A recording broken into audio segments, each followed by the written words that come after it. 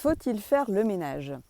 Alors vous allez peut-être vous dire que ma question ne sert à rien parce que évidemment il faut faire le ménage, tout le monde le sait.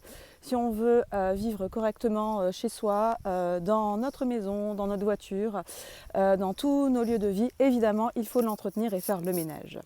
Mais continuez, suivez-moi dans ma pensée, dans mon raisonnement, parce que vous allez peut-être être surpris de là où je veux vous amener. Donc dans le fait de faire le ménage, nous ne sommes pas tous égaux. Certaines personnes vont vouloir faire chaque jour un petit peu, chaque jour vont faire le grand ménage, d'autres un petit peu par petites portions chaque jour, et d'autres personnes vont faire leur grand ménage une fois par semaine, et d'autres encore vont attendre le dernier moment. Ils vont attendre que ce soit vraiment sale dans la maison pour passer à l'action, pour pouvoir ranger, faire le ménage, etc. Et ma question est vraiment... Ok, pour vos lieux de vie, vous faites le ménage. Mais qu'en est-il à l'intérieur de vous?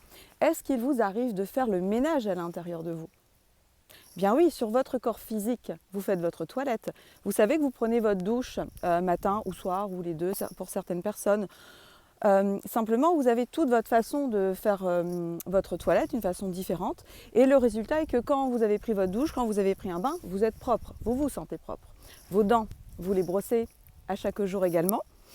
Et pourtant, ce sont des actions que vous devez répéter. Tous les jours, la même chose. Tous les jours, vous allez vous brosser les dents matin et soir.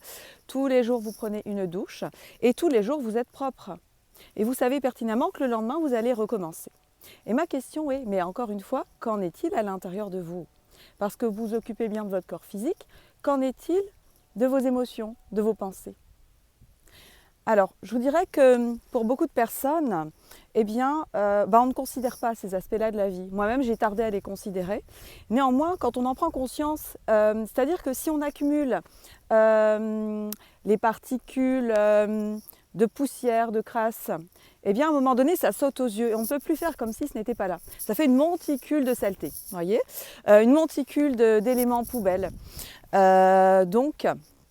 À un moment donné, il faut bien s'en occuper de ces impuretés qui vont émerger, de ces éléments poubelles. Et donc tout faire en une seule fois, c'est du boulot parce que vous voyez, quand vous n'avez pas fait le ménage, vous galérez, vous allez gratter, vous allez frotter, vous allez donner de l'huile de coude, comme on dit. Bien à l'intérieur de vous, c'est la même chose. Si vous n'avez rien fait pour votre hygiène mentale, émotionnelle pendant XX années, c'est l'accumulation. Et là, vous avez tout à faire d'un seul coup. Et par rapport à ça, je vous dirais que longtemps dans notre vie, nous avons mis sous le tapis. Vous avez mis les choses qui étaient inconfortables pour vous sous le tapis en vous disant que vous alliez vous en occuper plus tard.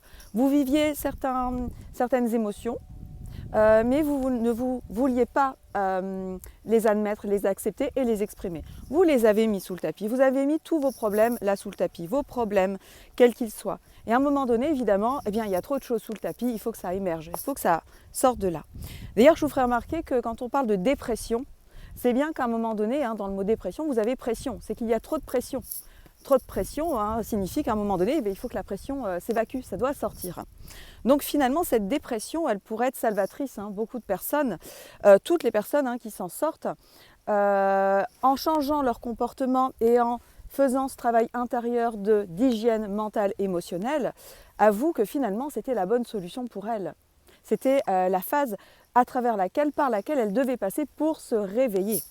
Moi j'ai bien l'impression qu'en ce moment le monde se réveille et qu'il est grand temps de faire le ménage, non plus en surface, vos maisons, vos habitations, votre corps physique, votre apparence, mais à l'intérieur de vous. Et par rapport à ça, je dirais que c'est la même chose que ce grand ménage. Certaines personnes, en fait, ici, ont attendu que tout émerge d'un seul coup. Donc il va y avoir un gros ménage à faire. D'autres personnes font quotidiennement, chaque jour, certaines personnes font une méditation, un travail intérieur, une introspection.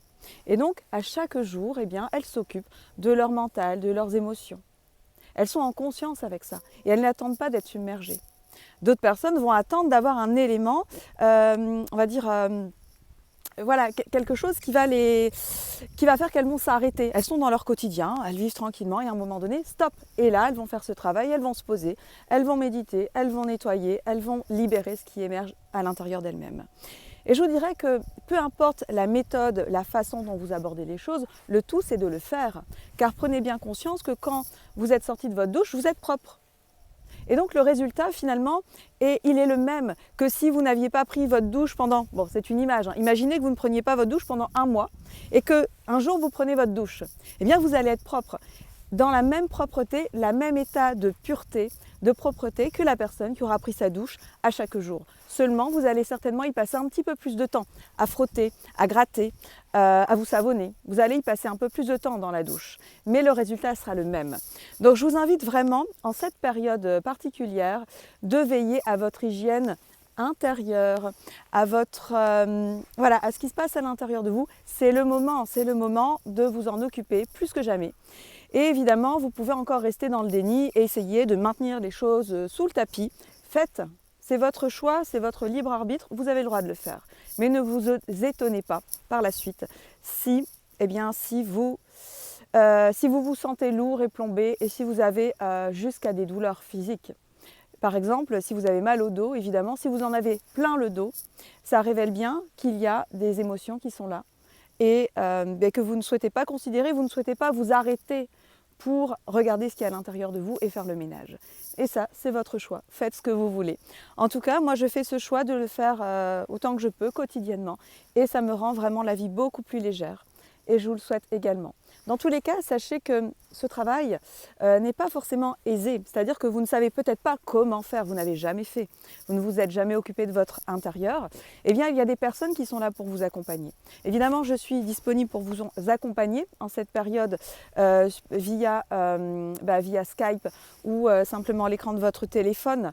Mais il y a plein d'autres personnes qui sont disponibles. Donc n'hésitez pas, faites des recherches, essayez différentes choses. Vous êtes à la maison, vous avez le temps. Prenez ce temps pour vous libérer, pour faire ce grand ménage à l'intérieur de vous. Voilà, et je vous souhaite de le faire. Simplement, je vous assure que c'est que du bonheur et du bien-être à la clé. À bientôt.